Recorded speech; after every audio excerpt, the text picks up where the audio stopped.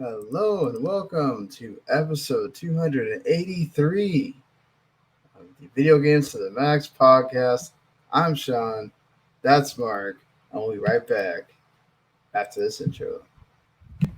Hi, this is Natalie Lander, voice of Kinsey, Tara Branford, Stargirl, and many others. You are listening to a W2M Net podcast.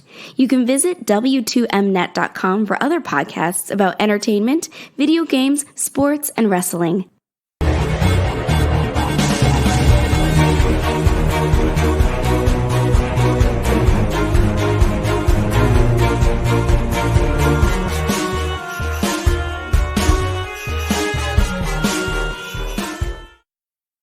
You are listening to Video Games to the Max. Hello, everybody, once again. And yeah, guys, this week has been way more of some similar things. Some, at least we're talking about gaming things. And I think some similar of what we're playing as well. So, of course, this is the official video games podcast of W2Mnet.com, and in partnership with Last Word on Gaming. And, well, Marc, how has your week been? Good. Buying a lot of old crap. You? Buying a lot of old crap. Yep. So, did you not enjoy this old crap that you're buying? That you just... I bought one real game. It's an old SNES game, the Power Rangers game, the first one. Oh, okay. Yeah. And then I bought like 3 or 4 reproduction cartridges. All right. Oh, so what made you want to buy those? They were cheap, and that's the main reason. Like, okay. And there were games that didn't come out in America per se. Like, we didn't talk about it, but that last week they announced the SNES games coming to the Switch online. Oh yeah, and they were terrible. Well, there was it that Claymates is one of them, and Interplay has returned, and they're apparently said they're going to make a new Claymates game. So I found that interesting. Of all the things that you're going to decide to make, but the Japanese market got that Shin Megami Tensei If game. Yeah, which didn't come out in America, but I got a copy, and it's in English. Oh, you have a fan-made one, okay? Yeah, that's what these are. So I got Shin Megami Tensei If, which I think the first one. I got this thing called Shin Megami Tensei Old Testament, which I think is the Digital Devil saga. Or Digital Devil game, the first. It's 2 games in one, and they're first person RPGs kind of. I mean, if you think about RPGs back in the day, Chrono Trigger or Mario RPG, those are still pretty playable in today's world. Right. This is not. Yeah, imagine that. I mean, it's in English to its credit, but it's just incredibly arcane and obtuse, and it's what the right. I mean, it would be nice to know what I'm doing. Yeah, certainly. I got another Metroid ROM hack game, and then I actually picked up a Chrono Trigger reproduction as well. So what makes that anything better or worse about it, or? No, it's just okay. It works fine. It has a crappy label. That's about it. Oh, okay. I just thought that maybe they enhanced it or did something to it. No, there are other versions, but this is meant to be a actual copy of the original game. So yeah. Oh, okay. I also picked up finally I've been looking for this for a little while. Game Shark for the Game Boy Advance. Well, it seems like your journey in buying stuff was fruitful. You got a lot of stuff there. Yeah, and I've been playing a few games. What was it?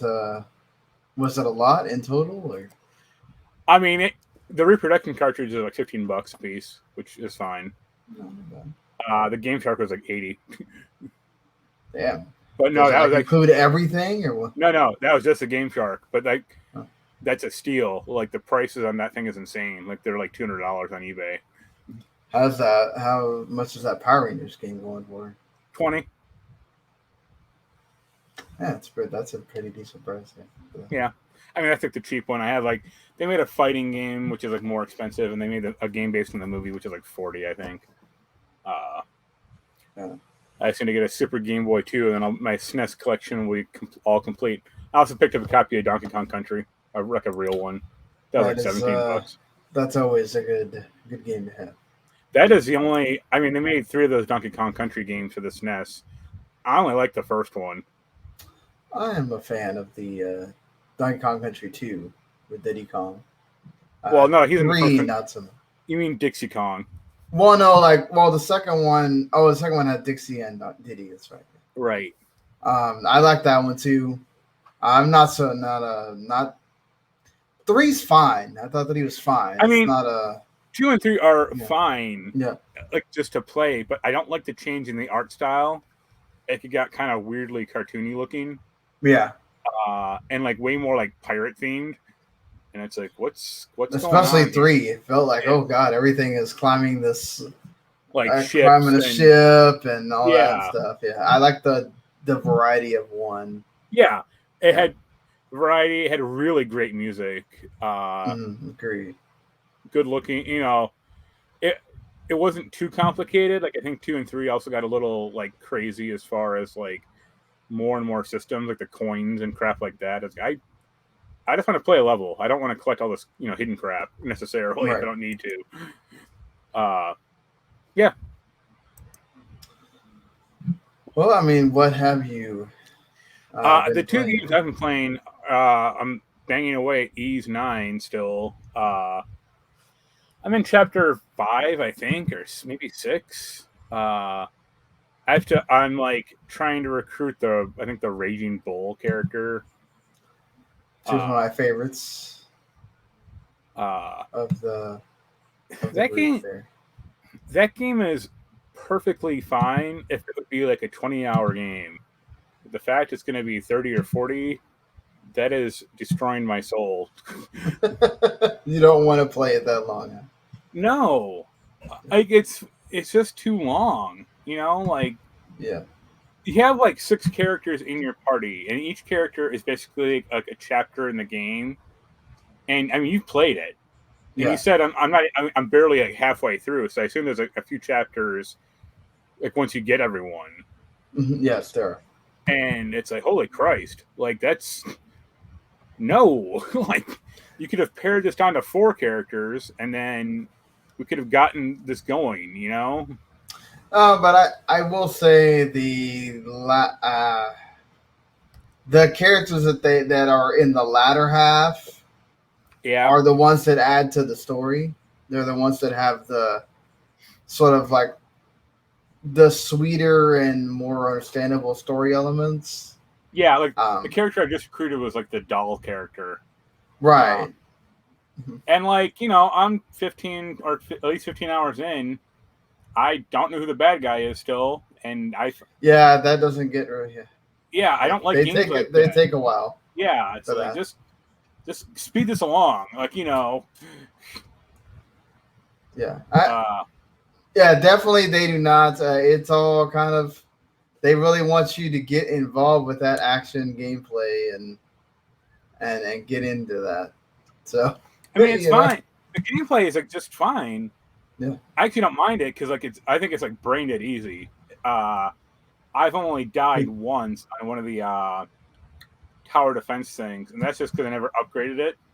So like there was one mission, it's like, oh, you have to defeat this, do this one thing to get out of the town, and then I did it, but like the last wave my crystal got like destroyed, and I'm like, oh, okay, I guess I actually do have to like build this thing up then. And then I had enough materials to like basically max it out. No, I mean, definitely there is a bit to them wanting to like it. They want to put a lot of systems into the game. Yeah, they put a lot of things. It's too system heavy. Like it's like I don't like, do I really need to be hunting around for graffiti? It's like that was one of the things I did not bother with at all. Yeah.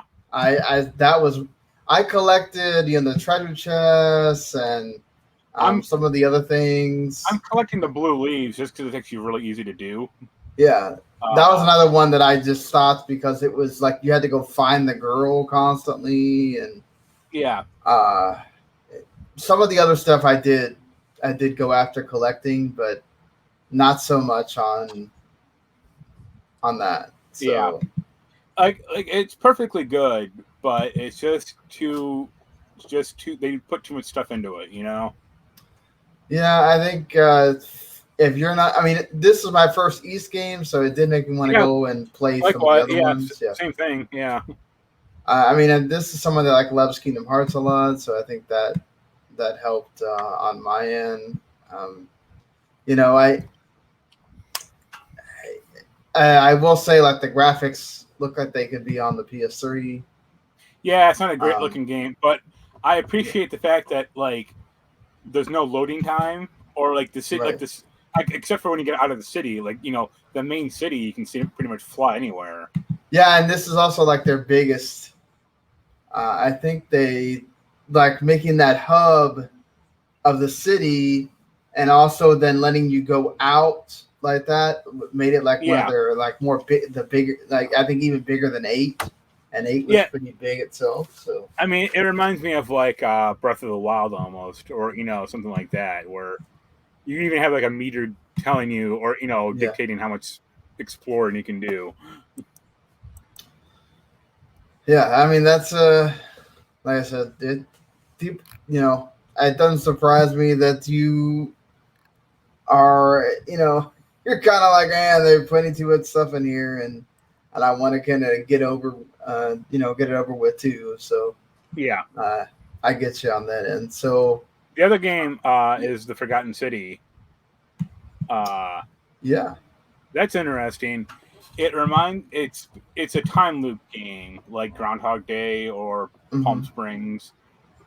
You play a guy gets transported back to some like Roman city in a mountain, I think, that is like cursed. Like if anyone in the city commits a crime, everyone in the city gets killed. Like they turn into a gold statue. Yeah.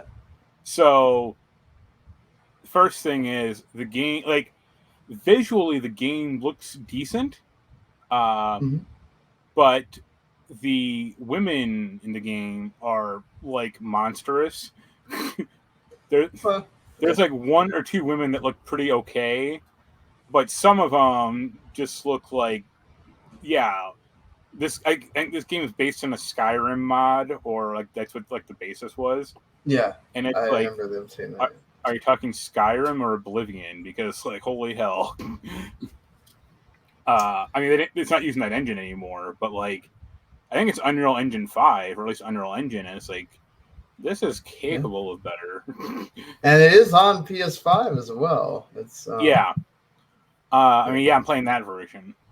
So like, you are given like a journal of stuff to do, like to try to break the quest or to try to break the curse. And then you were given like sub jobs, like, oh, I have to break into this guy's house, and it's like, how do I do that? So it's a lot like Legend of Zelda Majora's Mask. Okay. The difference is, did you play Majora's Mask much or no? I did some, yeah. The difference is Majora's Mask had, for all of its faults, it had a really good journal system, and like map system that this game doesn't have. It does have a journal that kind of dictates like it'll highlight where you need to go, kind of. Right. But it doesn't tell you how to get there necessarily. But the bigger problem is like it doesn't. I think there's like 22 people in this town, and like Majora's Mask would like it had like you could follow them on their path essentially, or right. From 7 to 8, the mail carrier will be here, or stuff like that. This game doesn't have that necessarily. So I'm having problems just like locating people or like keeping track of everyone. Like this game, like yeah, it just seems a better like journal system. And it's funny because like I keep I think it's like triangle on the button on the PS5 controller. I keep pressing down on the D-pad because that's how most games would be like, honestly. Right. And that's like the art filter or the photo filter button. And it's like what? Like I don't need this game does not need that. And it's also funny because you have a flashlight, and you would think if you were a guy transported to Roman times and you had a flashlight, you'd be elected like king of the world or something. And no one is like they're all like nonplussed, but they don't even react to it. It's yeah, like, they don't care that. Yeah, like this isn't like I guess this isn't like Army of Darkness where like Bruce Campbell, shows up to Arthur's time and is heralded as like as a wizard or something. But it's an interesting game. The problem is, I mean, you have this problem too. Like, you don't play a game every day, or you'll play it, and then there'll be like a few days that you're busy or you're just doing something else. Right. This game, I mean, I did the same thing, and then I was completely lost about what to do for like 20 minutes, and it was like, okay, like the quest was like, okay, get up to this high house, and I'm looking around. I'm like, I don't even know how to get up there. Like it took me like 10 minutes to get up there, and then you have like this weird like butterfly pathing. Like you can like press a button for like a hint tip, and it's like, oh, a collection of butterflies will like, kind of guide you, but like not all the time. Yeah, that's why I always like I kind of go with the idea of like maybe we should kind of be like previously. I like some of these games have done this like previously on whatever before you start, so you kind of get a refresher of what you're doing. And yeah, because man, sometimes you play a couple of days and it's like I've totally forgot what the hell I'm supposed to be doing here. Yeah. So, and like you can do the same thing in like a Skyrim where you can like take an object and like examine it. But so far that has done nothing for me. Like I don't know what to do, or if it's just like something to do, or if it actually impacts the game, or if I get like, oh, a clue like was found in this pot, because most of it's like, oh, it's an inkwell that has charcoal in it. It's like, okay, why does this need to be examinable if it doesn't actually do anything? Because there's plenty of other shit in this game that's not you can't do that with. So who cares? But it's an interesting it's an interesting game so far. Like I'll keep plugging away at it. I know it's pretty short. It's only like 10 hours or 5 to 10 hours, so that's good. Yeah, I mean, with a lot of these games now coming in at 10 hours, I'm starting to wonder if that's really considered short. Anymore. I guess it depends on how much you want to like. I have a quest log full of stuff, and like it does kind of speed up some. Like one quest was like, oh, this woman was poisoned, and this asshole merchant wouldn't sell the doctor like the cure. Yeah. So like, I stole the cure.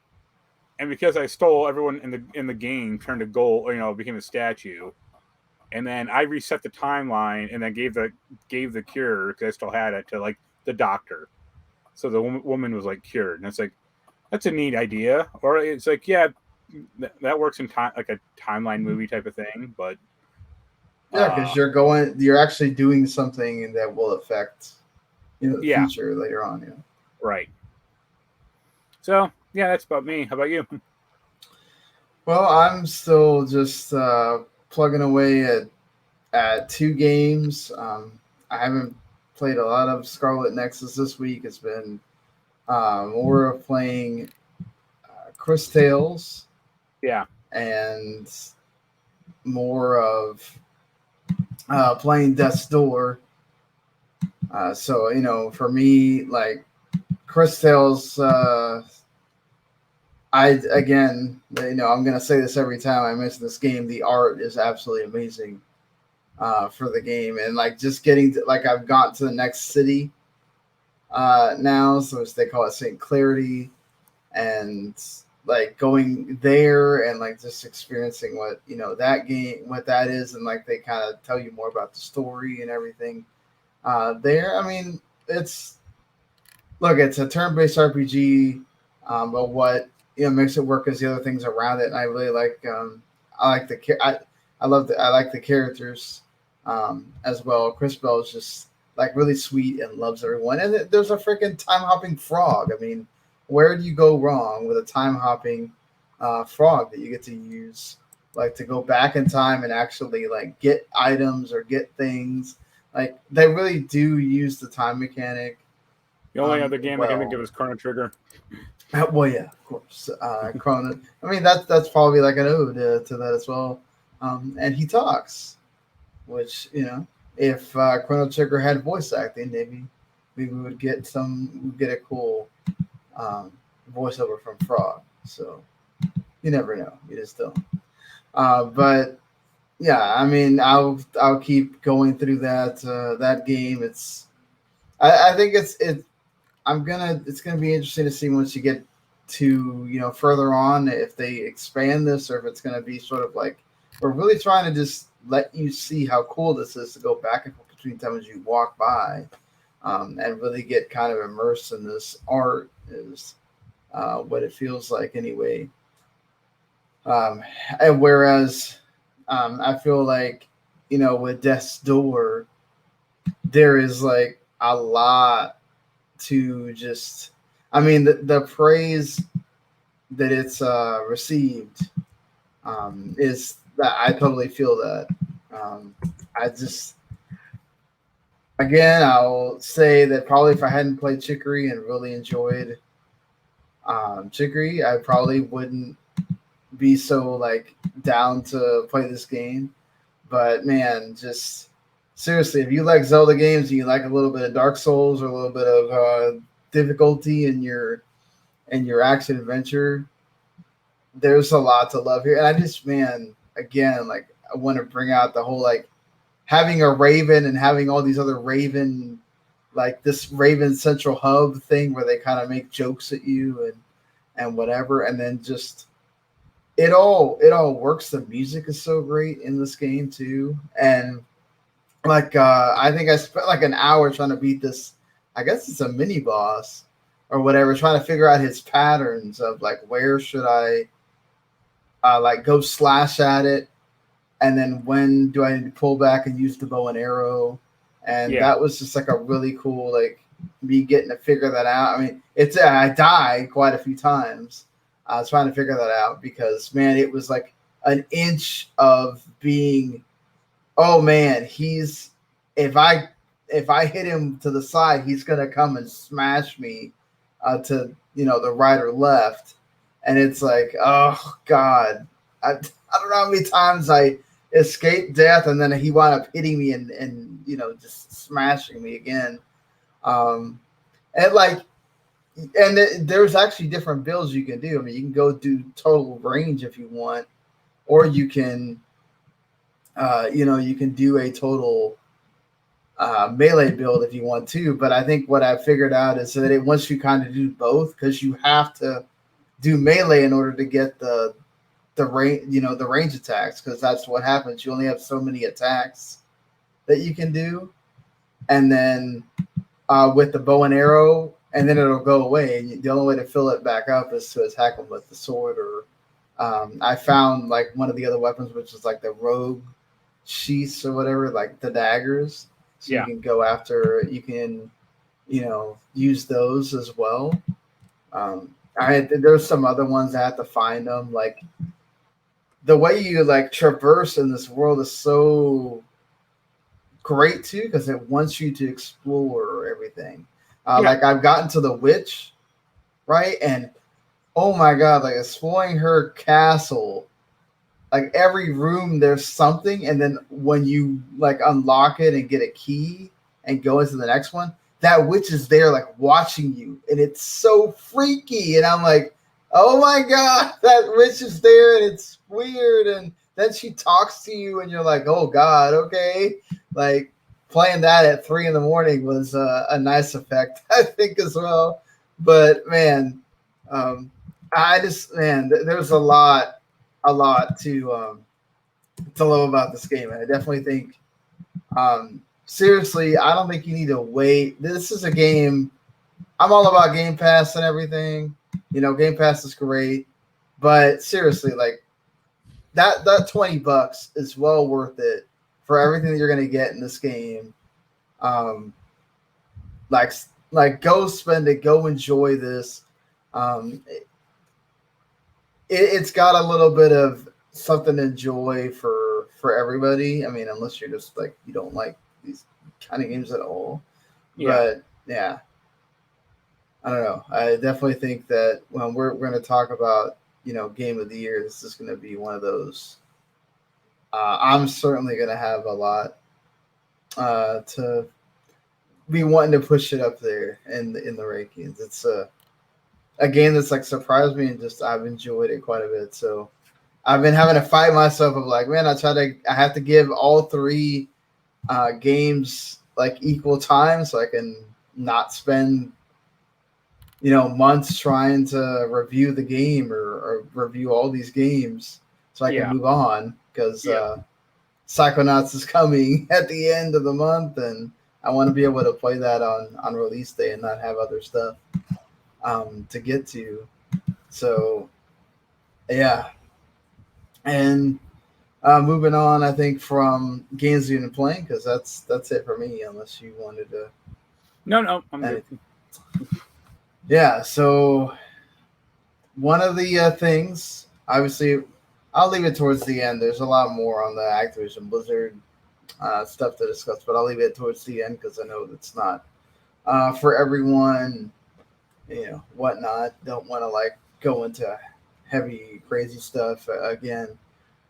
But one of the big things from this week has been Sony's got some major highs with their fastest selling console in the U.S., 10 million sales already. This is something I've been saying since they did not reveal an actual release date for Horizon at that state of play, that it would slip into 2022. Yeah. I've been pretty adamant about that. And lo and behold, it looks like it's going to happen, that they're just going to go ahead and push it in 2022. And really, they should. If they don't feel like it's ready, then,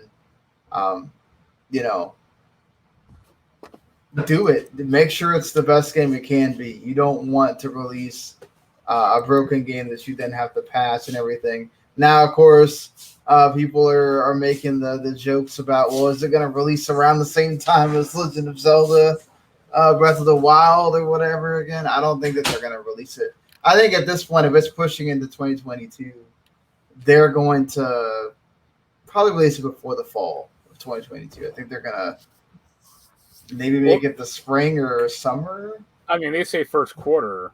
Yeah.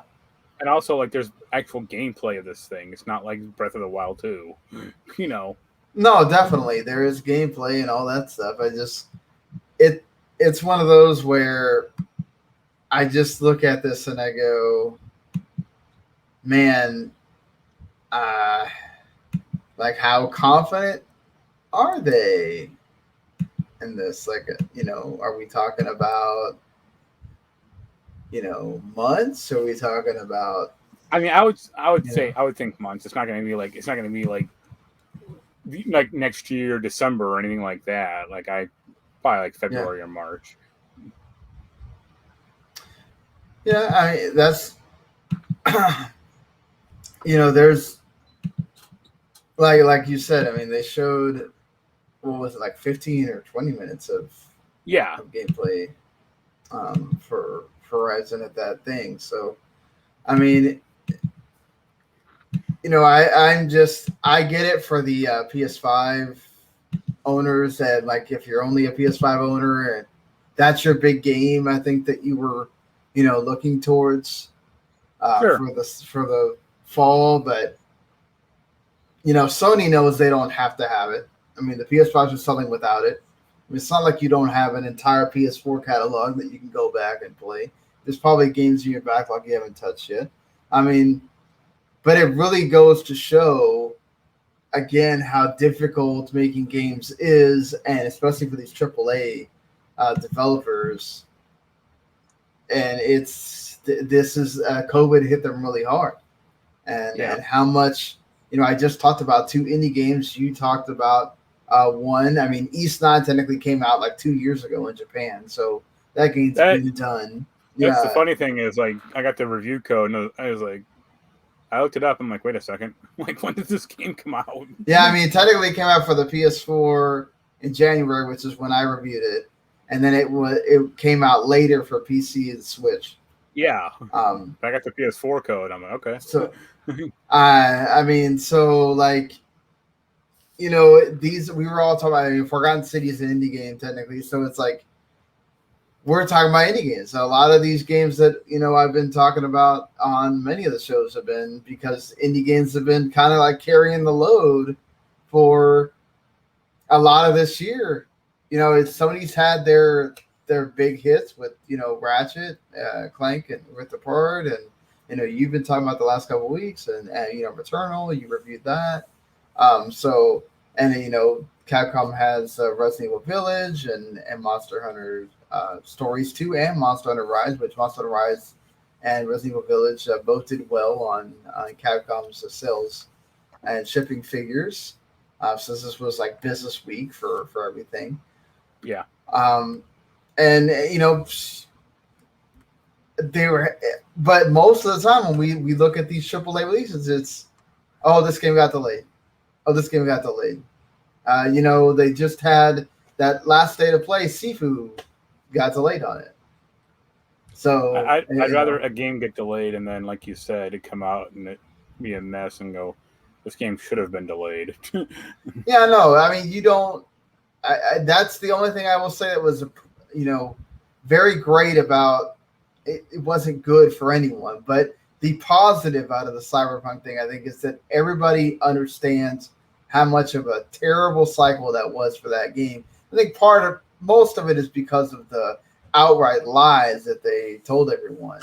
But the thing is, you don't want that. You don't want that kind of press on your game.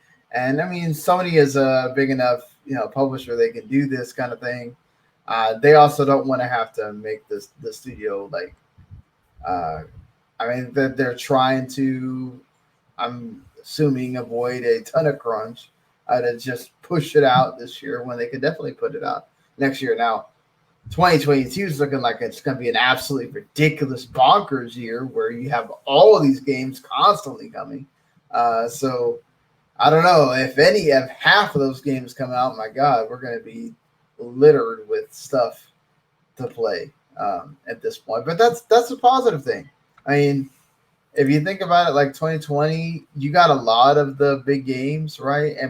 And then you started seeing what COVID would do for this year.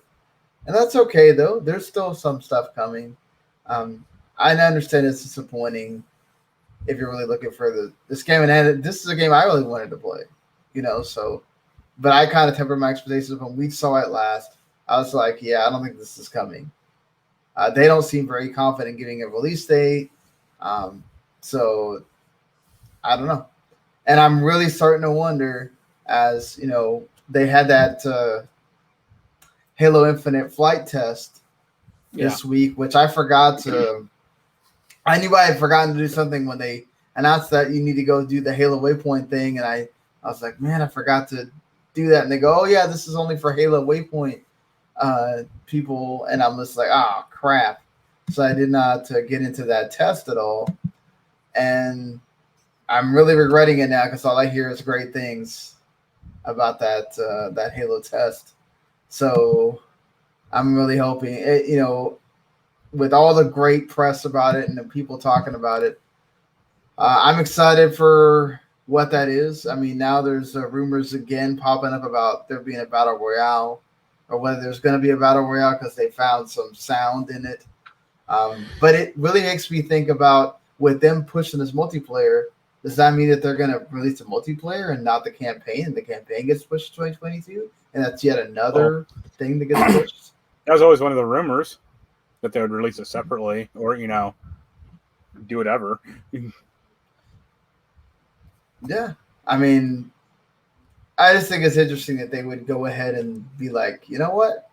We feel so confident about this multiplayer being so good and people are going to love it that let's go ahead and do it. Let's release this multiplayer by itself and we'll just release the campaign when it's ready.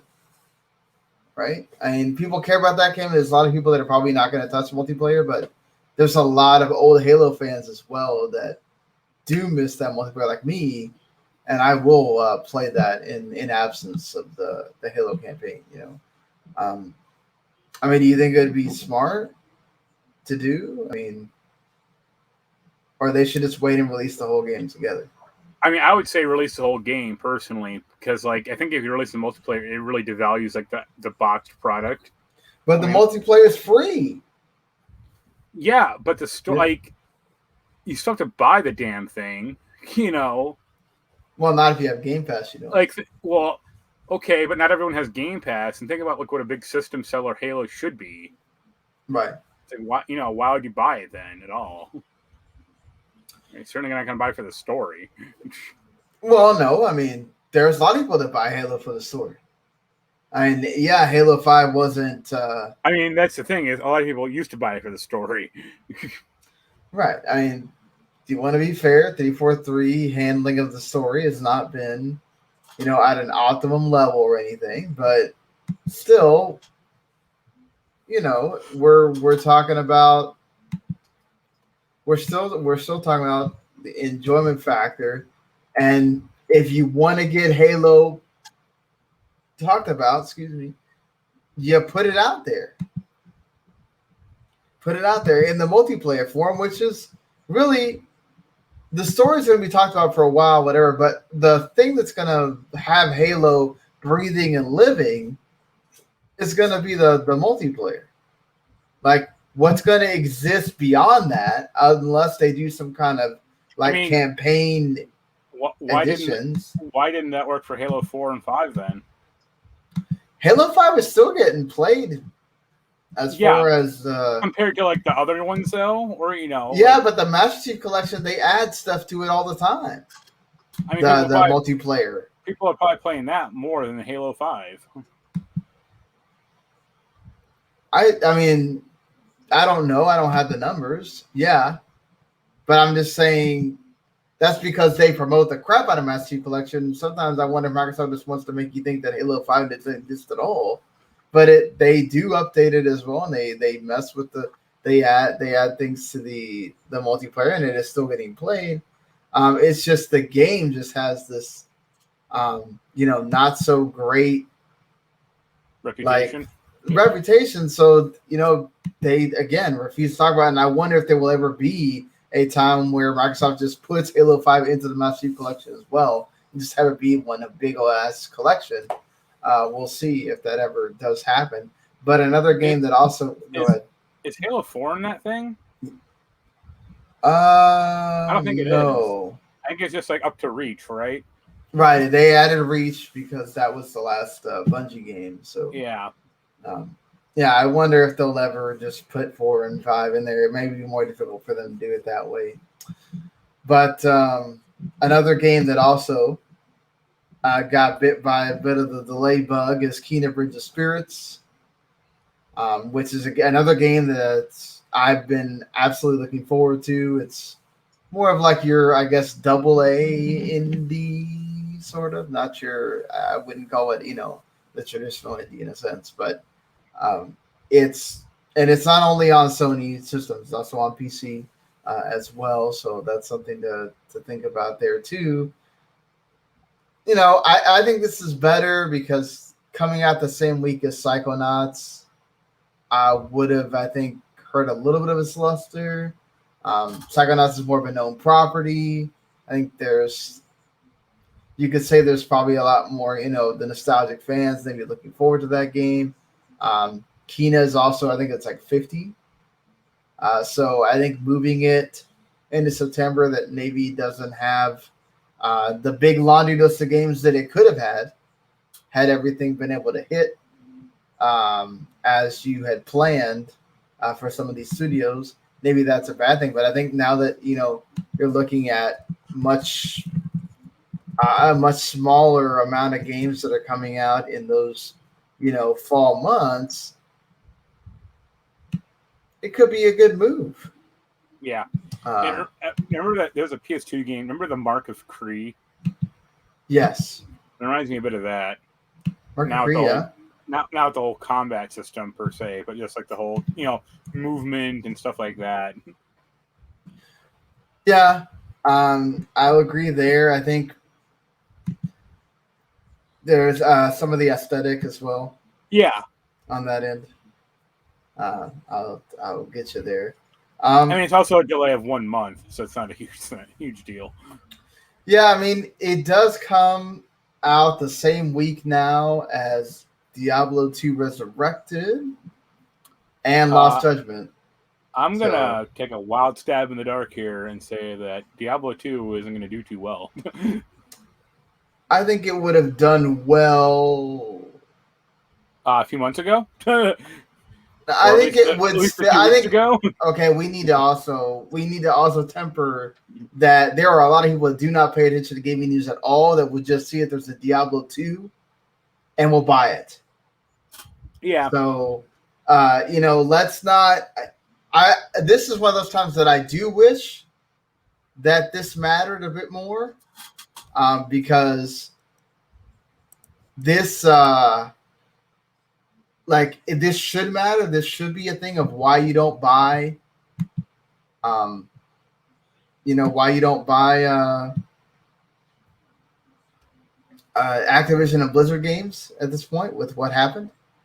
But it will not surprise me in the least that there's still a lot of people that go and buy Diablo 2, or there's people that go and buy Diablo 2 out of the opposite. Yeah. Right? The opposite of, let's protect Blizzard. Let's, whatever. I guess it's somewhat heartening or somewhat good then that Activision Blizzard is not like a Sega or a Capcom or an EA. They put out 2 games a year or 3 games a year. So, yeah. Imagine if you had for me, imagine if it had avoid Ubisoft games, or for you avoid Nintendo games. Yeah, technically Ubisoft is not as far down, but they're not doing well either. They're having their own battles internally as well. So, yeah, there's something to be said there for that. I should take that back. If September doesn't look as huge as sometimes it normally does, but it still has some bangers coming out, as long as none of that stuff gets delayed even further. But you still got Deathloop the week before. Life is, there's still people that are going to be excited. I'm just going to throw out some reviews right now of these games. Go on. Tales of Arise, Life is Strange, True Colors. Okay. And WarioWare Get It Together and NBA 2K22 all come out the same week. As well as that Lost and Random game, Sonic Colors Ultimate, and The Artful Escape, which we'll talk about in a little bit, all come out that same week as well. So, there's that week and a half before, there's the 3 games that I talked about all coming together. And then it kind of filters out. You get that Life is Strange Remaster coming at the end of the month too. So, there is FIFA 22, I think, comes out the month before, or somewhere around ish time. But yeah, there's still some big games. I think normally it's a lot more packed than that, but I think still being it, only having the 1 game to go against it instead of 1.5, maybe. I don't know where Diablo 2 will wind up landing on that front. But Lost Judgment, I think, has its fans as well. But it's the last game in the series. Yeah, but it could be the last. Oh, I don't know. Hopefully not.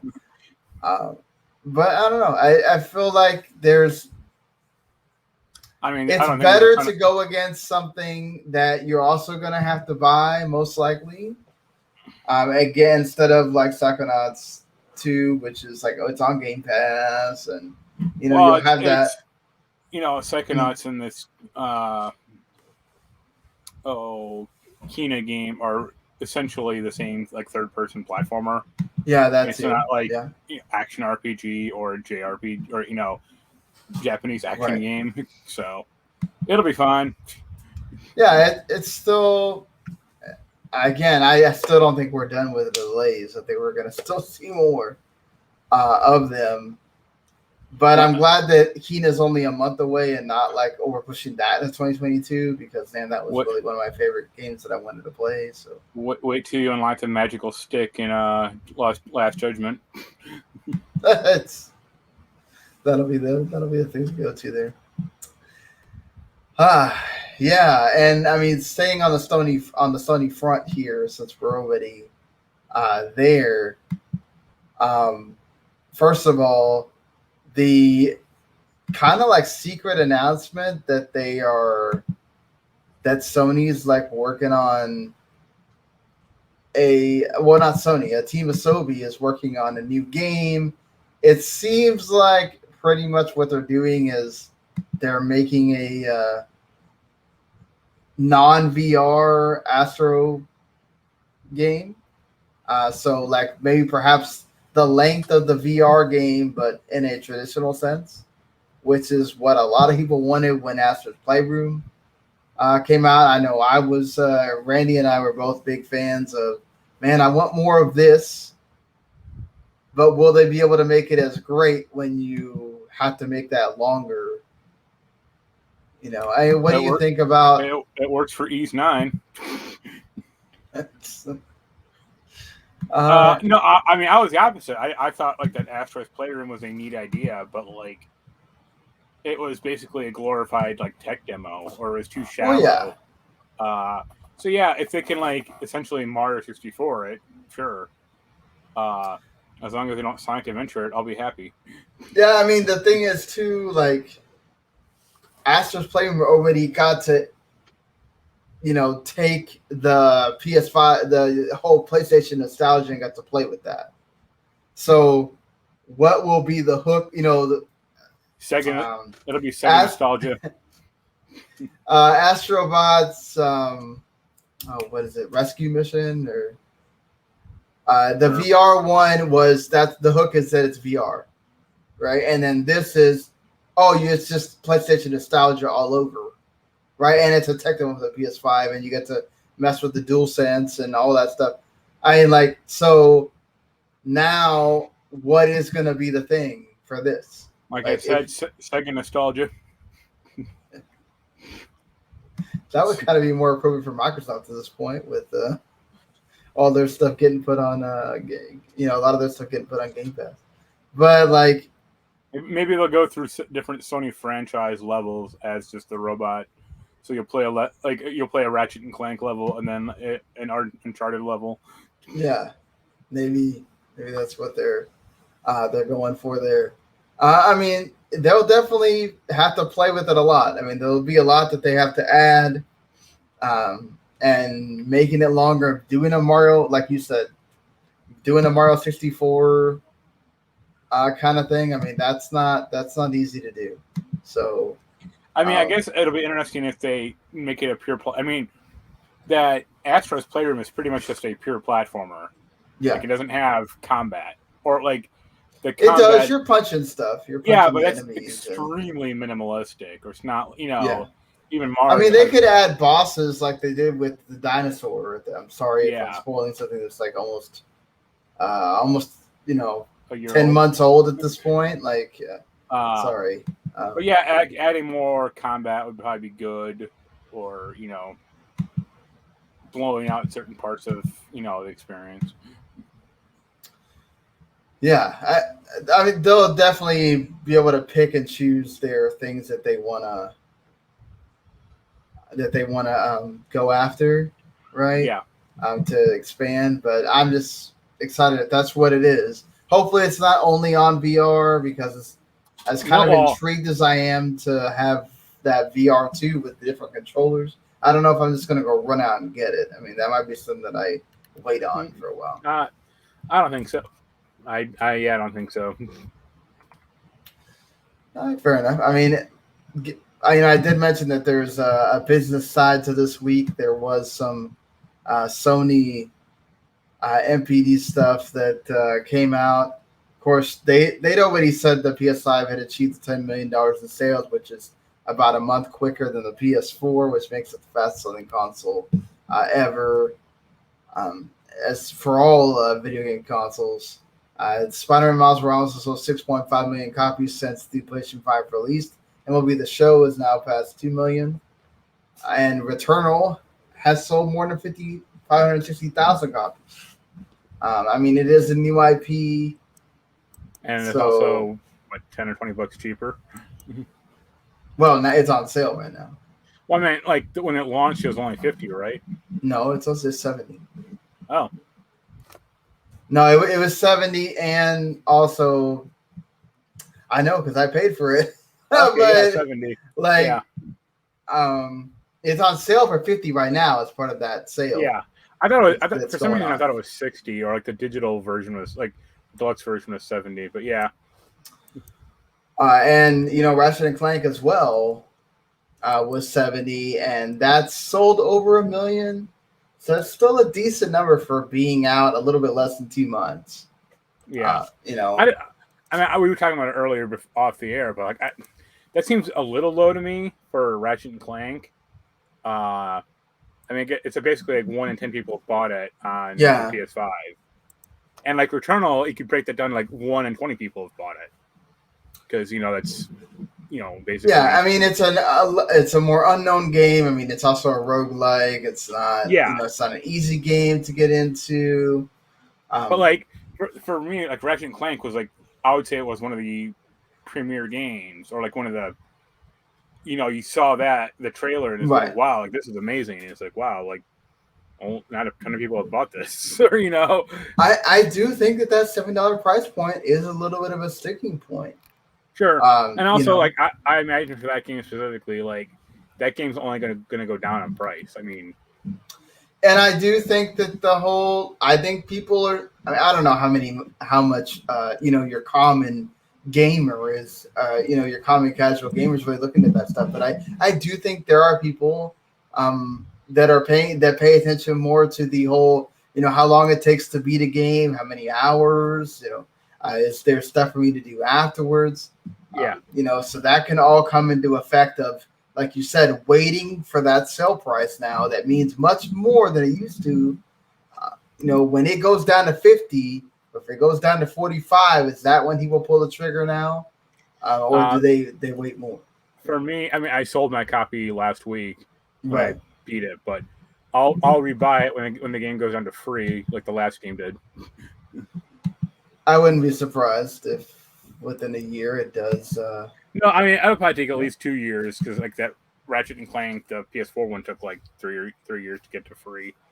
But yeah, I mean, again, you're right about that. But it's like I think there's a lot of factors, but I do think that price point does scare people a little bit. I do think it makes a difference. And, people were going to say, oh, well, we shouldn't get all upset about it's $70 and blah, blah, blah. Like, that matters to some people. And especially when we're in a pandemic and all that stuff. Look, we're seeing it. It's not over. We're higher cases than we've ever had right now going on in all these states, especially in my state here where they don't give two shits. But at least that guy's been consistent. Throughout this entire thing, he's been consistent about I'm just gonna put everybody at risk. I'll always be wrong. Well, I mean, at this point, that's your fault if you're deciding to keep yourself at risk as well. So that's the difference between when it was first starting, where it was not preventable. That was something we all had to be worried about. Now it's, hey.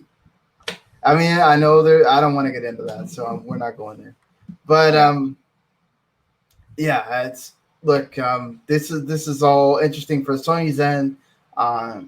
Just to talk about Microsoft's for a little second, the only interesting thing was we'd already known about the whole this is the fastest selling Xboxes, which really isn't a big comparison because they released more Series S's and X's in more countries than they have of the other consoles, period. So, that makes a big difference when you have a lot more sell-through in other countries. And, some of these countries that weren't big Microsoft or not Microsoft, the Xbox fans, like Japan, we're seeing a higher, purchase rate of these Xbox series consoles now. So,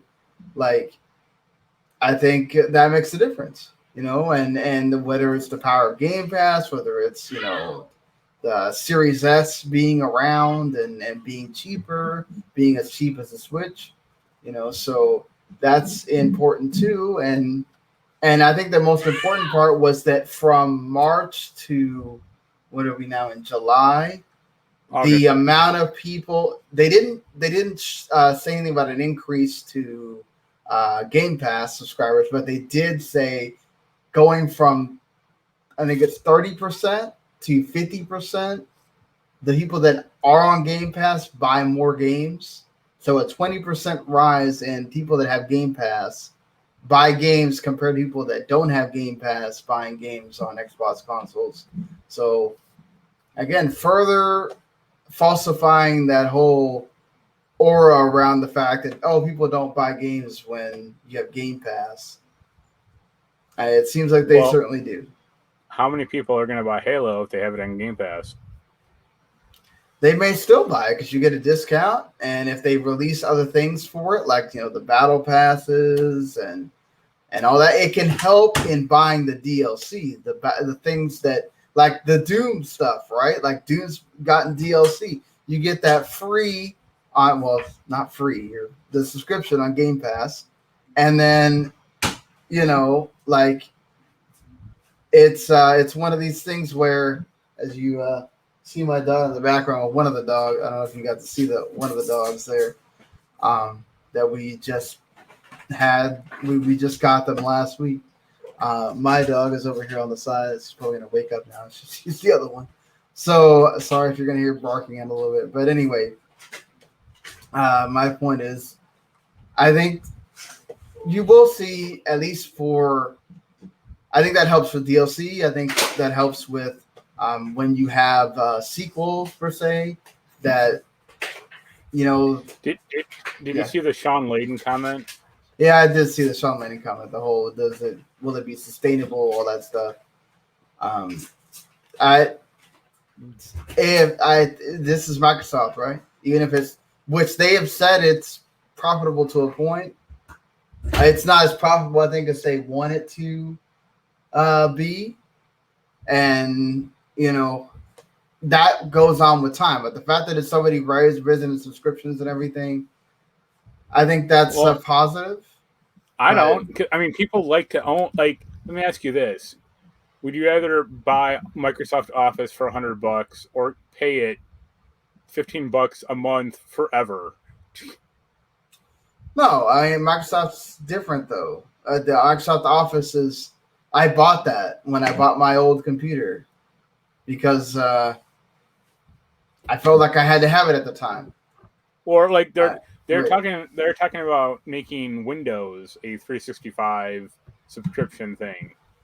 Yeah, I don't think that's where I draw the line. I mean, obviously they also made it free. Windows 10 sort of basically free, which they didn't have to do. They could have made everybody buy that if they wanted to, or buy the upgrade or whatever. Well, they had to make it free because no one liked Windows 8. Yeah, but I'm just saying they definitely could have. And also, the news about Windows 11 isn't great either at the moment. Yeah, the people are getting hacked versions of that and everything else. No, I meant the stupid security thing on it, that most computers can't run it. Yeah, they'll eventually, I think, wind up taking that out. Yeah. So, Yeah, I definitely think they'll end up taking that out for sure at some point, or I don't know what they're going to do to get most computers to run that. But yeah, that's certainly something to think about when we get to that point. I think let's move on from that for a second. I should mention that we're on the business front. Grand Theft Auto somehow, I guess it's not surprising that Grand Theft Auto Online continues to be updated. It continues to be, improved upon, and they added that big like DLC pack not too long ago as well that I think certainly helped people want to keep buying it. And then of course, it'll be on a sale. It'll be there for you to buy it at a less expensive rate. For it to still be selling, and what is it now? 150 million units. And that'll go up even more when they release the PS5 and Xbox, those versions. And like for the PS5 and Xbox Series versions are going to make that like sell again crazy numbers. It's insane. It's insane that game that is technically from the PS3 360 era is still selling. It's just nuts to me. But it also makes it the best-selling game of the decade in the U.S. in both unit dollar sales and data, which is also nuts. Considering. So, and just to, since it has to do sort of with sales as well, or just not being able to buy it anymore. Forza Motorsport 7 is going to be pulled from digital storefronts. Starting on September 15th. A cool thing I've seen Microsoft doing, one of the writers in the Last Word on Gaming group said that he got sent a free code, actually, after he spent a lot of time playing Forza Motorsport 7. They sent him a code so he could have the game because it will actually no longer be available on Game Pass either. That's what they're just doing. It's like a token, I think they said. It's like a token, but it lets you basically you have the game. Yeah. So, like that's cool that they're doing that to people, knowing that Forza will go to the point where it's not going to be sold. I'm guessing that has to do with some licensing issues or. Yeah, cars. They always do that. They always pull the game, you can't buy like Horizon 3 anymore. I don't think. Yeah, Horizon 3 went through the same thing. Yeah. I'm sure Horizon 4 will hit that probably like next year. Yeah, that will be disappointing when it does. I'm sure they'll definitely at least try to get Forza Horizon 5 out there before that happens. So. Oh yeah, Horizon 5 is hitting this year, right? Yeah, should be. It's supposed to be hitting this year. As long as that doesn't get from all intents and purposes, looks like that game is fine and should be hitting it. It doesn't look like it's going to be suffering delays, but you just never know now. You just never know, honestly, what's going to get delayed and what's not. So, the thing that I wanted to, I guess, get at before we get to a couple of bigger things, Oculus Quest, also Oculus Quest 2 is Facebook is like freezing sales of it. Due to causing skin irritation, due to the that foam facial interface that comes with the headset. Good call by Facebook. I don't have an Oculus Quest, so I don't know. Yeah, well, it's weird that they just can't replace it, or if you have this problem, write in and we'll send you another one. But because those things, it's not like welded into place or anything. You can't take it off and clean it or do whatever. So, right. Well, they also know because Facebook, who has one, Yeah, they do. Especially because it has that Facebook login thing. That's what I meant. You can only you can't. There's no Oculus account anymore. I don't think, or at least their Facebook. Yeah, right. They made everybody have to log in with Facebook. and then people complained, and they still did it. Like it's like, well, this is what we're doing. You either get on the boat or not. I mean, it's good. It's good that they're doing that. They probably don't want to have to do like some kind of exchange program or send everybody a free thing or whatever. Much more complicated. But also, I mean, my counter would be, I wonder how many of those things have been sold. Like, I would say probably 1 million, but also it's Facebook. They have the money. I mean, that's true too. They had the money, but do you want to waste it on that? And if it's a problem, I guess I have to. That's until the old lawsuit comes into play, where the class action lawsuit, and everyone sues them anyway. So yeah, I guess that's true on that front. Something I usually always talk about at the beginning, I forgot to mention it. Should mention it quick. Some decent games actually this month. Darksiders 3, Yooka-Laylee, 2 very good, good to very good games coming for the Xbox like one side of things, and then Lost Planet 3, which is not good, and Garou Mark of the Wolves, which is fine, are the Xbox 360 availables. Remember that the 360 ones you always own them. The Xbox One stuff is like PS Plus, as long as you have the subscription, you own it. Some good stuff there. I mean, Darksiders 3 now getting to be able for free. I think it's good. I mean, at some point now they've had all 3 of those Darksiders games available on the games for the gold. So there's that. And Yooka-Laylee is definitely a really good 3D platformer that everybody should go check out. So I will recommend those for sure. Like I said, Garou Mark the Wolves is fine. Lost Planet 3, you could probably just one of those things you claim, but I don't know if you want to go actually check that out or not. But up to you on that front, how much you want to spend your time with that game. And the Final Fantasy 7 remaster, not 7. The Final Fantasy remasters, the Pixel remasters, the one that are on PC and mobile, that Randy and I maligned when they announced them, and I will still malign them. But I mean, Square has said apparently that they are trying to get everyone into buying one or both versions, so that you'll get your console versions, right? You'll get your console versions if you do that. But lo and behold, everyone, review bombing again comes up because people are upset on Metacritic about the fact that, look, I'm mad about it too. I want the Switch versions. I wouldn't be surprised at myself if I wind up buying these damn Pixel remasters on PC just to support, just to, do as Square says, hey, the demand is there. They know the demand is there. They're just doing this. It's called gouging the customer. It is. It's called gouging the customer. But also, like, the mentality, like, I think you can. I think you have to buy a game on Steam to review it.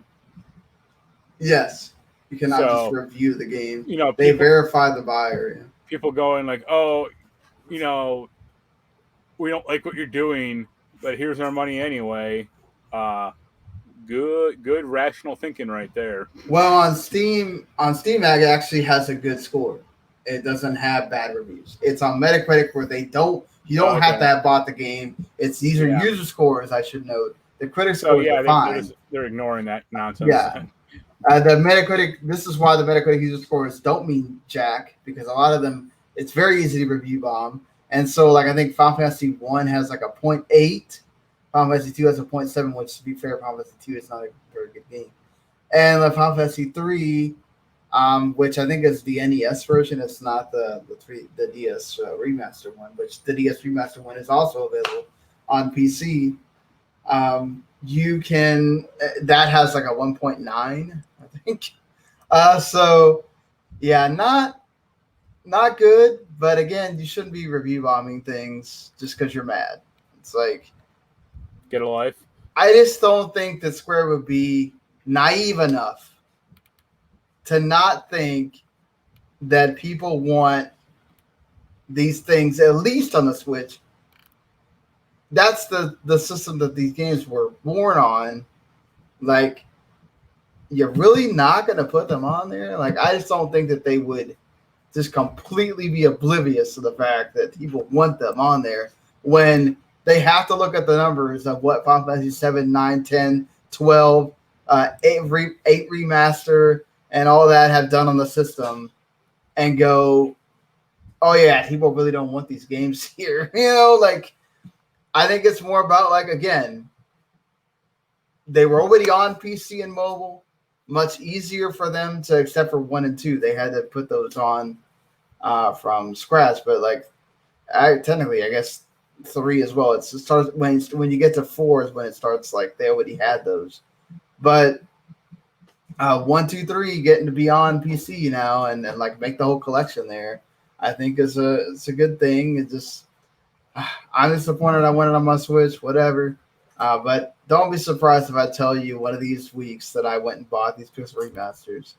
To be fair, from seeing people on Twitter that have played them outside of the subtitles or the text that they decided to use, the font, a lot of the actual remastering is actually really good. So, you know, there's that going for it as well, that there are some positives from that it actually does the job that it tells you that they're going to do. So, yeah. And lastly, before we get to the last two big topics here, the Playdate. The Playdate went on sale and did well, which, hey, you know, I love that. I love the fact that there's positivity and people really wanted this Playdate, and they you know, there was a lot of, oh, well, you know, I want this, but I don't know. And, you know, what are you going to do with this black and white screen thing and whatever. Unlike, say, the Intellivision Amico, which is not doing well. I mean, like, at least the Playdate, right? Like, it's something kind of original. Like, there's developers that you kind of know, like Lucas Pope and some others that are actually going to like be developing their own games for this. I mean, well, I Jens pre-ordered one because he's interested in it. Well, I mean, you know, Jens will pre-order a lot of things. For me, I just don't do mobile gaming, so the thing serves no practical purpose for me. I'm sort of interested, but I just I don't want to buy something and just have it and never use it. You know, like this is not like $200 is $200, man. That's $200 you can put to something else. Like the Amico.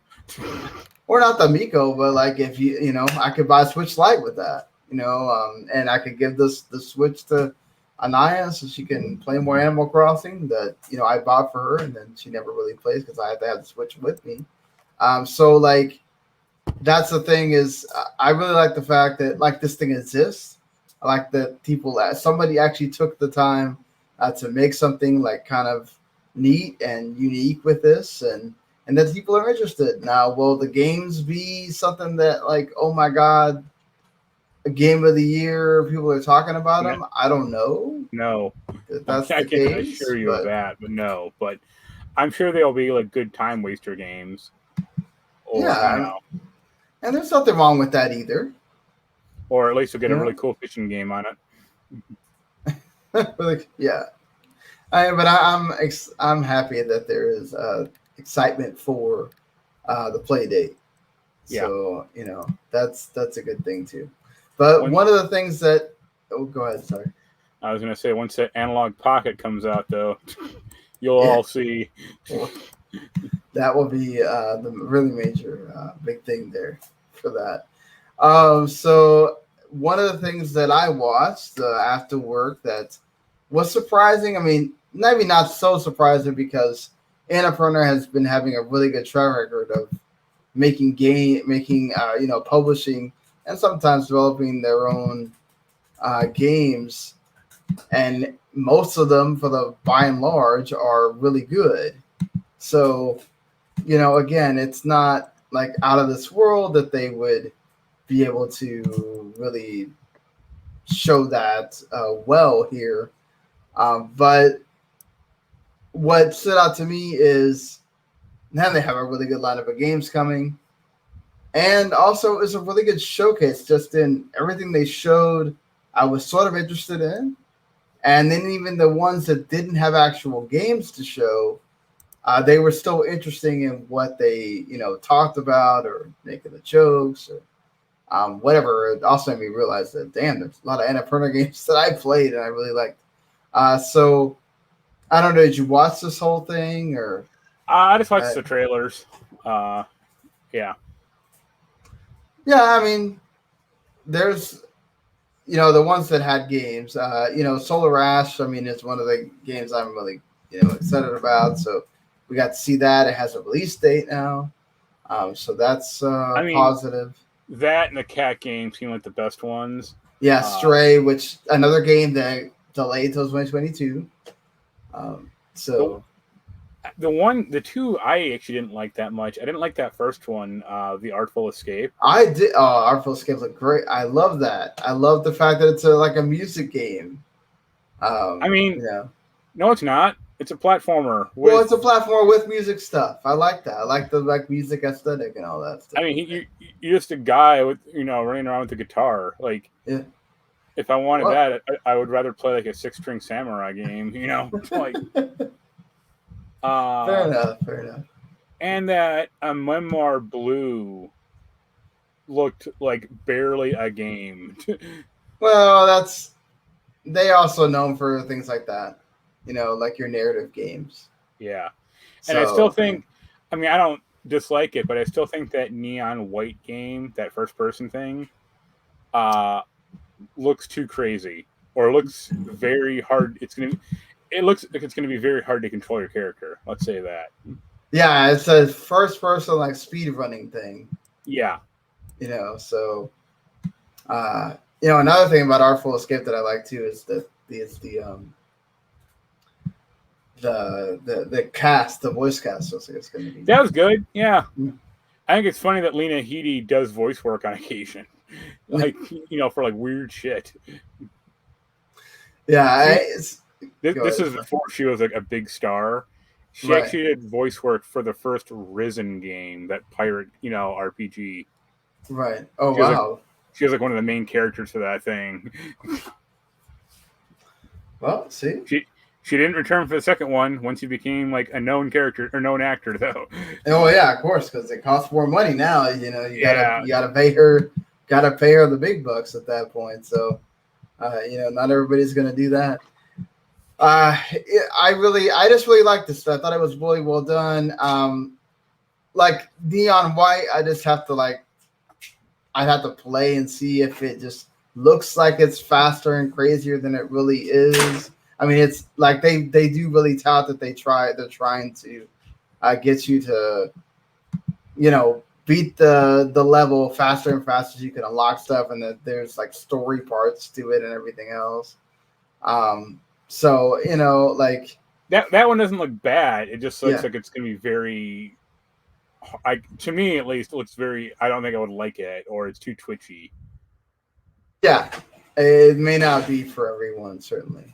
I love the stuff on the app. About skateboarding, apparently. Yeah. And no, definitely Stray looked great. Stray looked like that's the game you wanted it to be, right? You're the cat, there's a robot buddy, and you're doing some stuff, and you solve puzzles with the cat. I mean, this was an old 360 game. Ever play a game called El Shaddai, Ascension of the Metatron? Man, that game, I know the name of the game. I've seen the game. I never played it myself. But didn't that also got pulled, didn't release for a while, and then they brought it back? Or I don't know about that. Maybe. But if you look up a trailer of that game, it looks a lot like that Neon White game. just like from a third person perspective, or it's very heaven focused or heaven based. That storyteller's game look interesting as well, like how you're gonna build your own story. That reminded me of not the same gameplay, but it reminded me of like Puppeteer. Yeah, that's at least the like look. Yeah. Stuff. Yeah, definitely. I really like the Ivy Road stuff. That was really well done. And they had the guy that does the music for Minecraft in there as well to talk about it. The only one that I kind of was like, I don't know, is Skin Deep. I thought the trailer itself looked fine, but that song was horrible. Yeah. Not good. Not it's great. Like this there. does not fit with this. This fits with like Deathloop, not this game. Yeah, definitely. I mean, they were trying to it felt like they were trying to go for like a weird vibe to it, or we're trying to be funny. They're going for like a snarky, Yeah, like defibrillated. Oh man, like. And that almost never goes over well. Yeah. Some of that stuff, not great, but yeah, I think and then also like having the surprise of the fact that there's an expansion for Outerwilds at the end there. I think like kind of was a nice like capper as well. I was one of the ones that of the group that enjoyed Outerwilds. So okay, I was gonna say, did you play it? Because I don't think. Yes, I really enjoyed Outerwilds. Okay. It was one of my favorite games of last year or in 2019. Yeah. So yeah, I mean, above all, and Annapurna I thought they did a great job, and they showcased some games that I'm really excited about now. So I mean, we'll see. Better than EA. Yeah, I mean, yeah, it doesn't take much to be better than EA, I think, at that point. But I mean, at least the Dead Space remake exists, and that's good too. So, yeah, I don't know if you saw, but I guess the Assassin's Creed Valhalla guy is working on that thing. Yeah, I did see that. So I expect plenty of axe wielding in that game. Plenty of axe wielding. That's what we need to. Cut off limbs even quicker.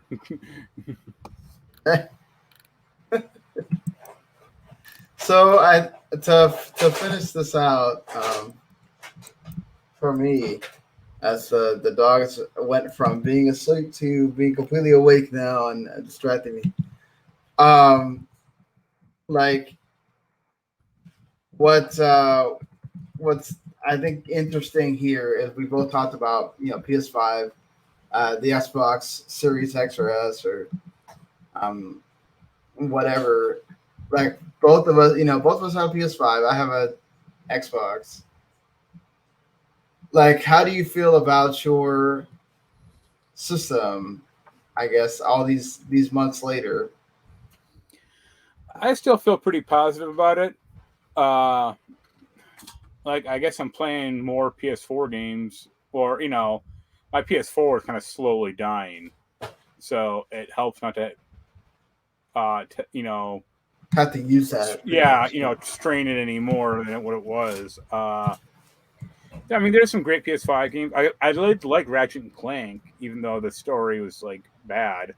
Right.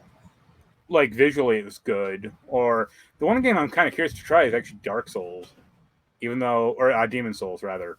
Even though I 100% know I won't like it, but just kind of from like a visual perspective, or graphical. And I don't know. I wish the PS5 had like more digital games, or like smaller scale games like that. Yeah, I mean, that's like something that we talked about where, or it really. Go ahead. No, I was gonna say, like, it came to a head about a week ago, because me and Jens we finished It Takes Two, and we were trying to find like another co-op game to play. And most of them were, well, I should say not most, all of them were PS4 games. And we played most of them, like there's no PS5 co-op game for us to play.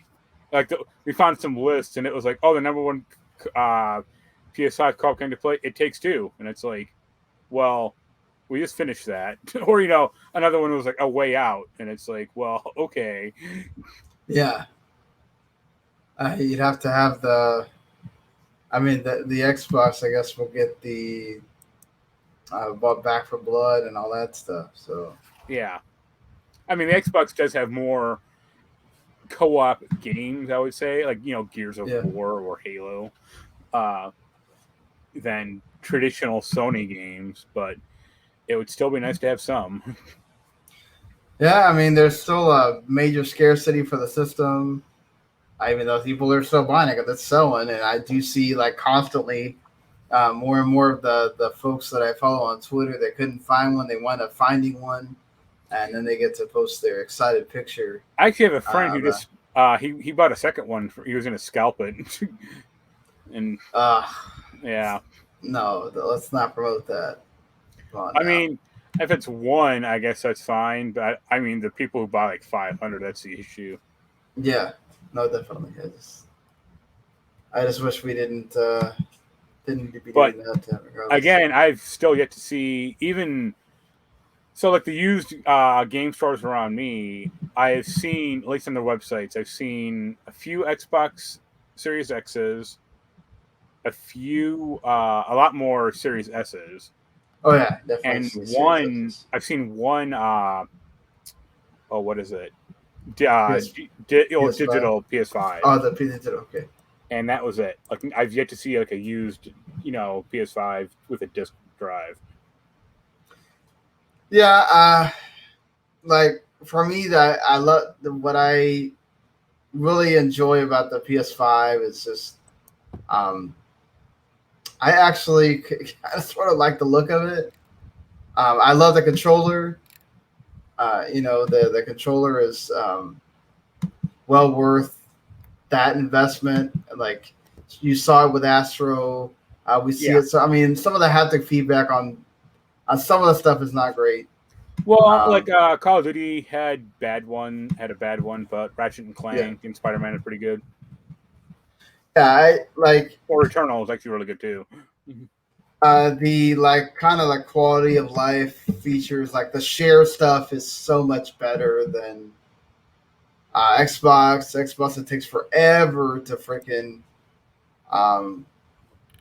Xbox takes way too long for the share stuff to get to your actual console. Like PlayStation, it's almost like instant, and then I can share it to my friends or whatever. I mean, the 3D audio stuff is really great as well. They just have to put the patch in so you can experience the 3D audio without having to have the headset, which I just don't like having headphones on when I play games. There's people that do. I know Randy is big on that. I'm just not big on that at all. So, it is what it is. But,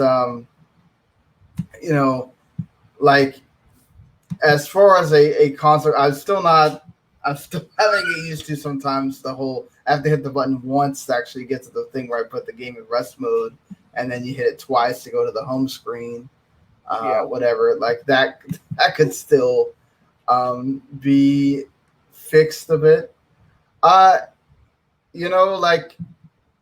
Some of the controversy came in this week about the SSD drive and the whole having to unscrew it and putting that in, and that they didn't really have a proprietary drive, but you have to have these compatible ones or whatever. And was Seagate and Western Digital. Western Digital announced theirs, 275, 250 for 1 terabyte, which is really not that bad considering you're talking about an SSD here.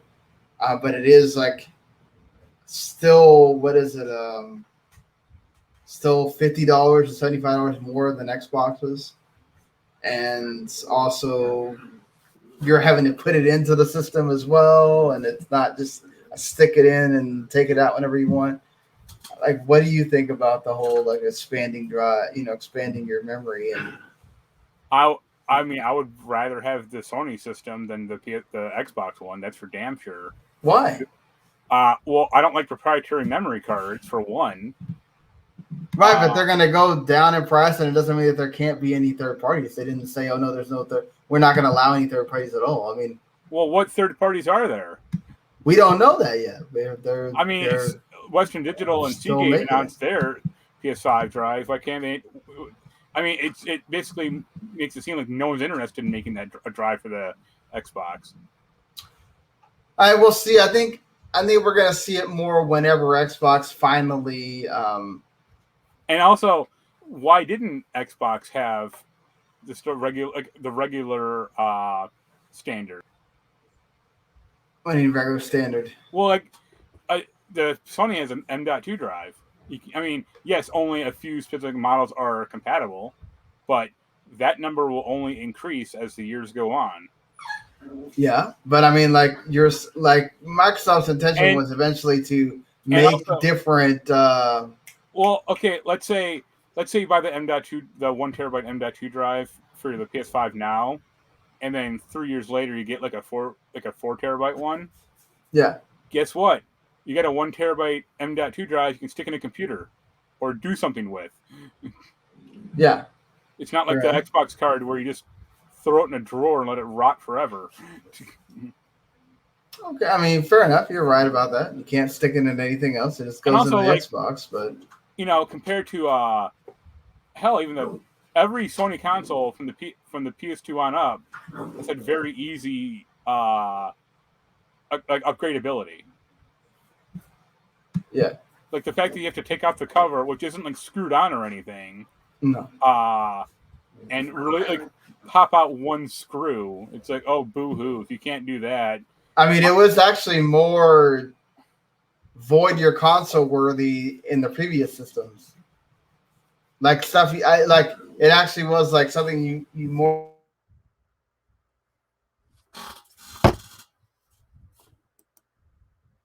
Hello?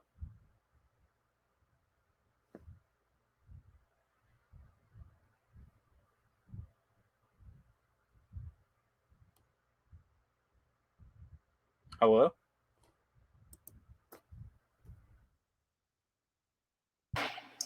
Okay, sorry. My cord came out for a second. Okay. So that's what happened there. I mean, even if you had to avoid the warranty, it's still popping out one screw or popping off like the cover, and that's it. Like it's think about trying to upgrade the hard drive in an Xbox Series X or the Xbox One. You couldn't. No, you couldn't. You just had to. I mean, 360 was the last one that had the modifiable hard drive, and that was a pain in the ass. That was way more like breaking a warranty. Oh no, that thing was annoying as hell. Like constantly having to change that out or whatever. I mean, I guess the difference is like each console also has like decent enough USB like hard drive support or external drive support. Yeah. And I think people who are like hung up on like, oh, you have to keep transferring games between the PS5 drives. It's like, how many games do you own or need to have installed? I think what I will say is I think it just depends on where you live. I think like for me, I actually don't even use either one of my external drives. Oh my god, that thing's gonna fall on those dogs. Holy crap, this is one of those times we can't stop the show here. Okay. So here, just you pause. Talk about something because I'm really scared that I'm gonna have like a problem.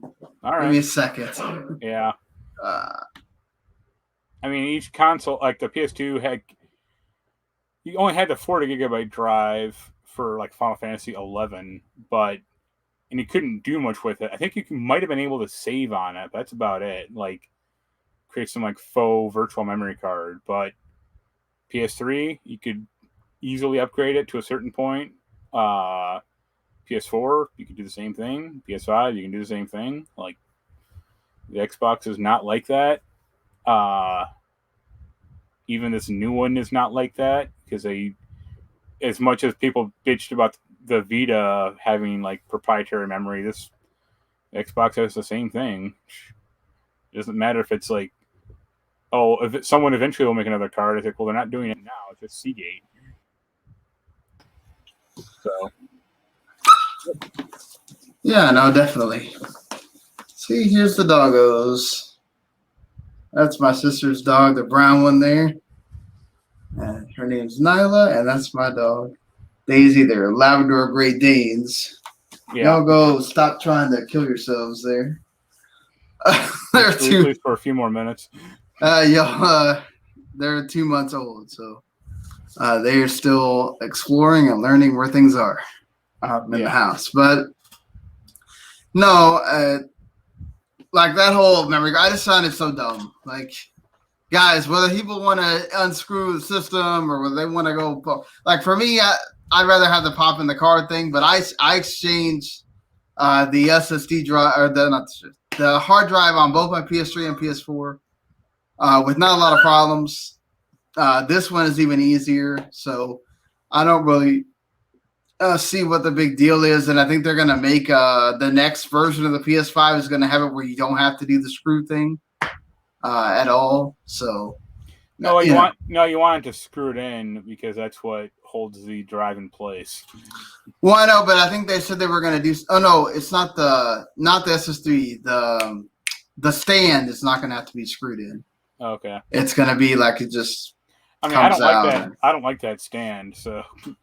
Yeah, I mean, I have it standing up, and I don't plan on messing with it again. So. I have mine horizontal, and it's terrible for that. Yeah, the minute I saw that, I was like, horizontal just looks weird. I'm just gonna keep it. I'm just gonna have it be, vertical, and that's it. Like I really, really love my Xbox Series X. I will say that. I love the fact that it's. I don't need my UI to be this spectacular looking thing. That's one thing I don't like about the PS5 is like the lack of themes. Yeah, the themes are what they are. Like, I really do miss the themes that were on the PS4. I hope that at some point they bring those back. Xbox has kind of had some of those. I have the original Xbox One on my Xbox right now. It's basically like the desktop wallpaper or animated wallpaper. Yeah, and they have one for Game Pass now as well. So that's it. They're kind of adding things slowly. For what I like about it, I mean, I don't really even use the quick resume that much, but when I have used it, it's kind of cool.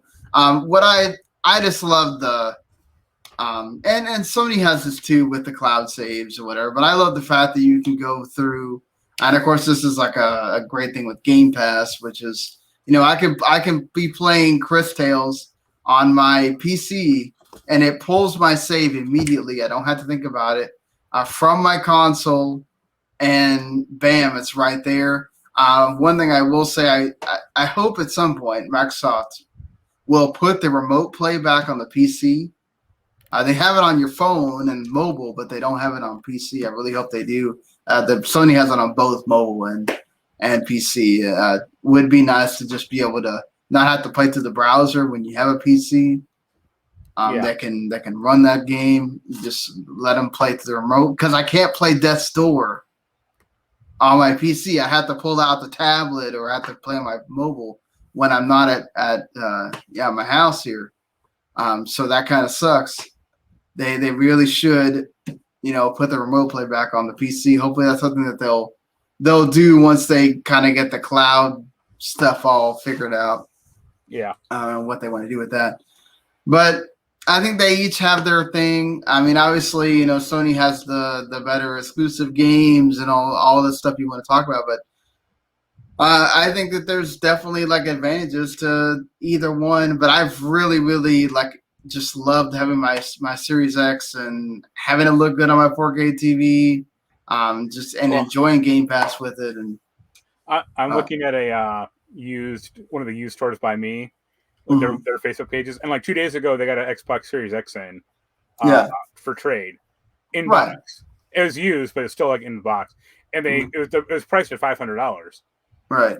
And someone on Facebook, the comment was like, is this thing new or used? Because there's no way I'm paying retail for a used Xbox.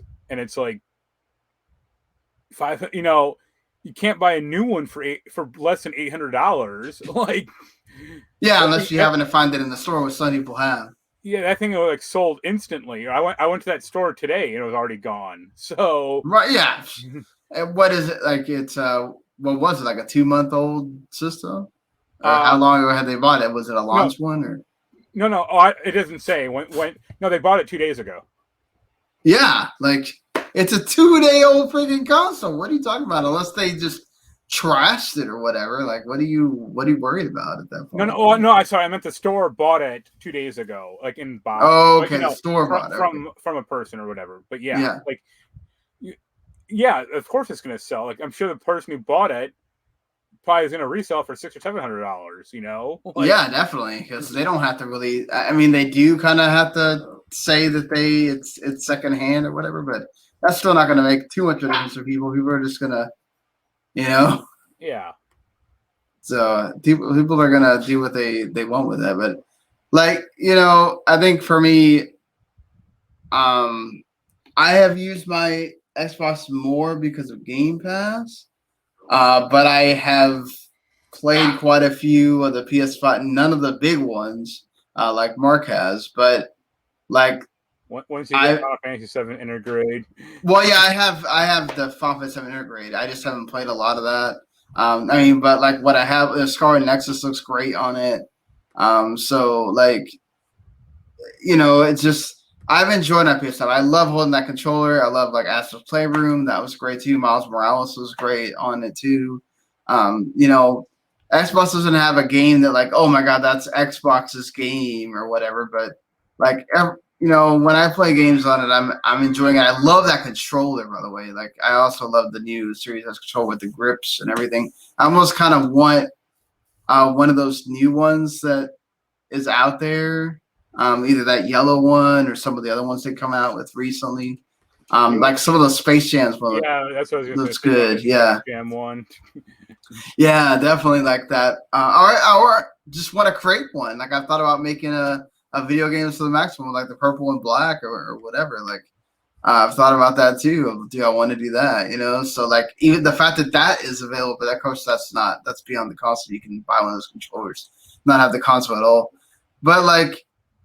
Yeah, I definitely think that, earlier, and you could still make the case, did you really have to buy a PS5 or Xbox Series X in this year plus that it's been around, like this, like less than a year that it's been around? Probably not. And now that Horizon's been delayed and, if Halo's campaign gets delayed and it's only the free, even that's on Xbox One, like you probably, for the most part, other than Returnal and Ratchet and Clank, could have skipped this year and you're fine still. I might say Spider-Man. Yeah, Spider-Man 2, yeah. Or Demon Souls, depending on if you care about that game. Yeah, Demon Souls as well, yeah. Forgot about that. Yeah, like. I mean, most of the games in my PS5 that I've played in the past 8 months have probably been PS4 games. I'd say probably like. I agree there too. I'd probably say it's like 70-30. Yeah, I played a lot of old games from the Xbox One, PS4 era on there still because there's not enough of these new games. Or I'm playing games that like. Or they're cross-gen or. Well, I was gonna say like the last. Forgotten City or the Last City, whatever it's called, or like Guilty Gear Strive, where I get both copies or both editions. Right, exactly. Chicory was this isn't like the biggest jump up visually, especially in that City game. Yeah, there's a lot of that as well, right? Where like you're doing the cross-gen stuff, and that's kind of like, well, what are we getting out of all this here? So there's that. I think for the most part, if you have one, I think it's well worth having. Yeah, that's why I think it was actually good of EA to say that like Dead Space remake is only going to be on next gen or current gen consoles, because I think that's also hurt a little is games coming out still for PS4. I mean, for PS4 and PS4. but. look at the scarcity of the system, I mean, well, like, that's the counter. Yeah. But like, there's a game that me and Yen have been interested in called Grand Blue Fantasy Relink. The Rebirth. Well, yeah, like whatever the hell platinum game that they were working on. Right. That. Like that game is like at the earliest, it seems like 2022, and it's like, right. Oh, it's still gonna be on PS4, and it's like, what? Like, okay. Yeah, that's because they already started making on PS4, and they're like, don't want to, sacrifice that audience or whatever. I mean, that game also should have been out like 2 years ago. So I agree there. Yeah. But no, we definitely. I mean, look, again, you have the system. I'm sure that you love it or whatever, but I think there's pluses and minuses to both. I've really enjoyed both the systems. Marc only has the PS5 to go off of, but I mean, they're both really well made systems. You don't hear them, which is a plus too. Like, the PS4 will sound like a freaking jet. Yeah, I mean, that's the biggest reason. Well, one of the bigger reasons I got the PS5 is like, this PS4 is not long for the world. So yeah, that's and my PS4 is even overheating occasionally. Oh, so, that's not good. Like with the Last of Us Part 2, like I played it like one hot day, and like my PS4 shut off, and I turned it back on. I was like, nope, wait a while. Yep, wait a while, folks. So going into the ending this thing, the upcoming games here. Like I said, the first part of August is kind of light, and then we're getting into like the middle, and it's sort of actually kind of light until you get to the end, where you get like that last like week or like the middle third week, where we have some of the bigger releases, and then it's a lot of smaller stuff, as they've kind of been going on through this year. But Grime, which is one of those indie games that got some love at E3, is already out. It's out on PC and Stadia. The Dungeon Defenders Awakened is out on Switch. The Falconeer now comes to PS4 and PS5 after the big exclusive launch for Xbox. That's a pretty decent game to go play. Dodgeball Academia, which is one of the games that I was excited about coming out of E3 for the indie side. It's kind of like almost like a Pokemon with like beats dodgeball and something else, and I love the art style. It looks really good. There's a roguelike shooter called Jupiter Hell that's getting a lot of publicity that comes out in a couple of days. I don't know if you've seen that, Marc. Nope. Maybe one to check out for you. That City of Gangsters simulation game. I Am Dead and Button City, all little indie games there. And Black Book also, which had a demo from Summer Games Fest. And there's that Dreamscaper game, which is in the roguelike that I have to go find out if they're going to give us a code or not. And yeah, Button City is a cute little game. Definitely people should go check that out. And I Am Dead is another one of those Annapurna joints. So if you like those Annapurna games like we talked about with the showcase, this is one of the games to go look at. It's just like a puzzler with some like quirky characters and this weird like town that you're in. So yeah, like it's kind of light for a little bit till you get to like Psychonauts and 12 minutes and all that down towards the end of August, but some decent stuff, maybe some surprising stuff there that'll come out. I'm excited for that Humankind, that Civ knockoff. Oh yeah, that. So when does that come out? At the end? 17th. 17th. Okay. Fair enough. 17th. So, well, until next week, everyone. We will be seeing you later. I hope everybody enjoyed the show, whether you watched on YouTube or whether you listened on the various places that we're on in podcast world around the globe. There, we're pretty much everywhere at this point. So wherever it is that you like your podcasts, you can check us out there. And go check out the w2net.com. Go go check out our friends at the Outer Haven. And we'll see you folks later. And have a good one. Enjoy your games.